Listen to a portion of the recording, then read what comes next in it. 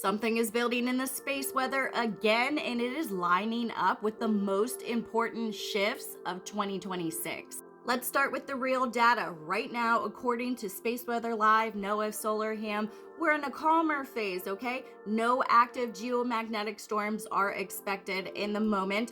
Our 3-day geomagnetic forecast, we're around a KP2, KP3 right now. So that's very quiet to slightly unsettled conditions. But there is still a flare risk involved, about a 10% chance for those M-class flares. Even though they say conditions are pretty settled right now, we still have a flare risk probability of about a 10% chance of those M-class flares, and we already saw M-class flares erupt from our sun. So there's 2 active regions despite only having literally like 4 regions on our sun. But we're looking at 4419 that is heading off of the western limb of the sun. This erupted with an M1.7 solar flare and an M4.3. We're also looking at region 4420 right over here. Interesting number 420 with what just happened with David Wilcock, who passed away on 420. This is a developing region that has more potential than any of the other sunspot regions here on our solar disk.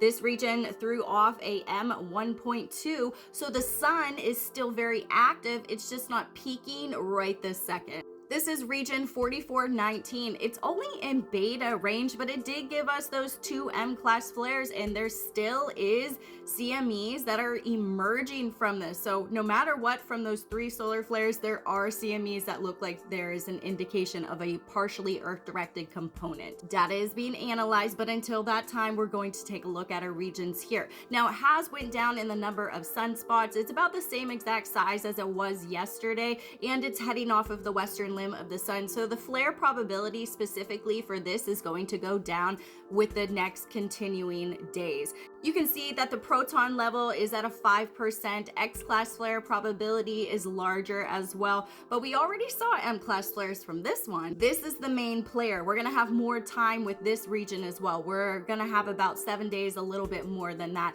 But this region right here is growing in size. It's growing in the number of sunspots. It's already spit out that M1.2 solar flare, and it's magnetically complex in beta, delta, and gamma range, meaning that actually right here, these areas right here is what we're looking at. And we do have a lot of intermediate spots that are developing as well. But our flare probabilities, not only with 4419 are going to increase, but mainly this region. It is spreading apart. As you can see, this region over here is slightly stretching out this way, and then we may renumber this again if it gets too far out, and it'll be something else, and this will be the main region over there. That has happened before. But also a 5% proton percentage with this, and the flare probability is up as well. We're already seeing activity from all of these regions, mainly the 2, but right now we have that possible arrival window from those CMEs that are emerging right around April 25th, and it's not coincidental. We also have 3 coronal holes that are developing. 2 of these are Earth facing right now. They're numbered 45 and 47.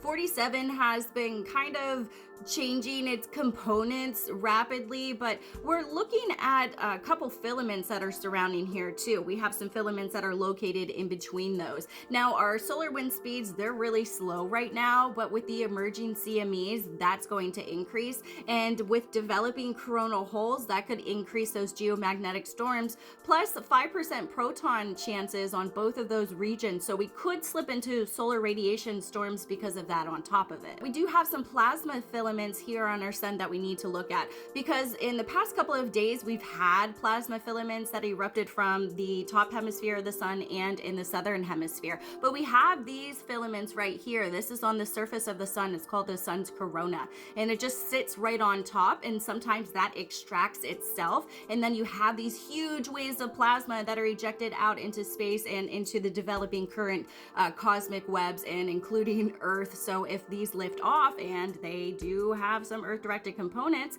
even though these are lower on the southern hemisphere of the disk. But what we're looking at right now is coronal holes surrounded by this active region, and then the active region over here, and then those filaments, these white squiggly lines that you can see. These are filaments. These are raised above the surface. Our space weather is getting a little bit spicy right now, just something to pay attention to, but we do have that possible arrival window from those CMEs around the 25th, and that is the exact day that Uranus is entering Gemini, and this is a major cycle shift. Out of all the dates in 2026, this date stuck out to me.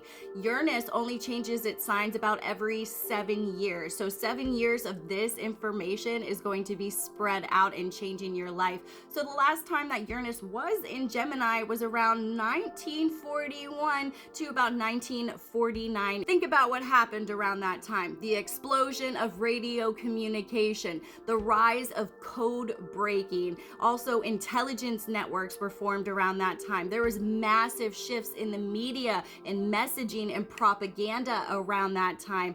This was World War II, so they were dealing with the Nazi Germans, the Mars Germans, the breakaway civilization.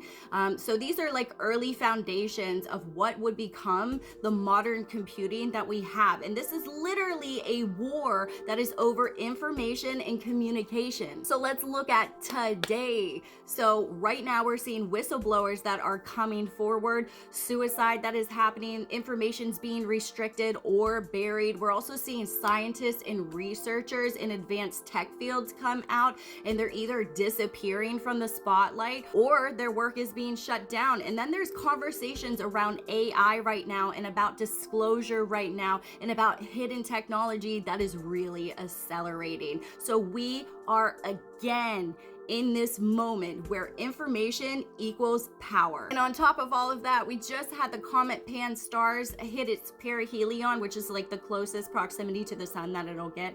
And that means that the plasma ion tail is interacting with that solar wind that I was talking about. So that makes the energy feed into Earth's magnetotail. So we're not just getting one solar input, we're getting multiple. We're getting cosmic level charged particles that are entering our system, not just Earth system, but your physical body. So even though NOAA is saying that there are no major storms right now, what I see is that we're having recent solar flare activity. We're having incoming plasma structures that are coming. We're having cosmic interactions with Pan-STARRS. We're also having that major astrological shift with Uranus entering into Gemini. And this is all stacking at the same time. This is not chaos though. This is not chaotic energy. This is the buildup window before that frequency changes on April 25th. Like I said, out of all the dates in 2026, this date stood out to me because it was a frequency change, and that's what we're looking for. So big things are happening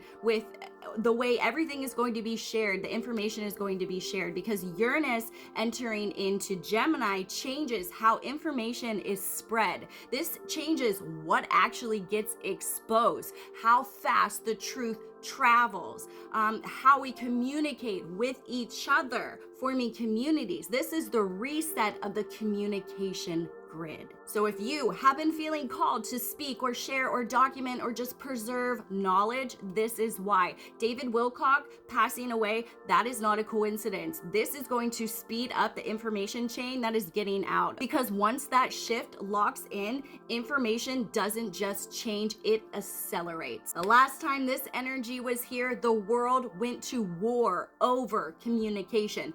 But this time, we are watching a war over truth, over technology, over information. Pay attention, because this is the shift before everything starts to speed up. Let me know if you want a full video on Uranus entering into Gemini. My name is Sarah Starr. This is your space weather and energy update for April the 23rd and into the 24th. If you want to know how this energy is going to hit your chart personally, head over to my website, sarahstarofficial.com. I do natal chart readings, starseed origin readings, all to remember who you truly are.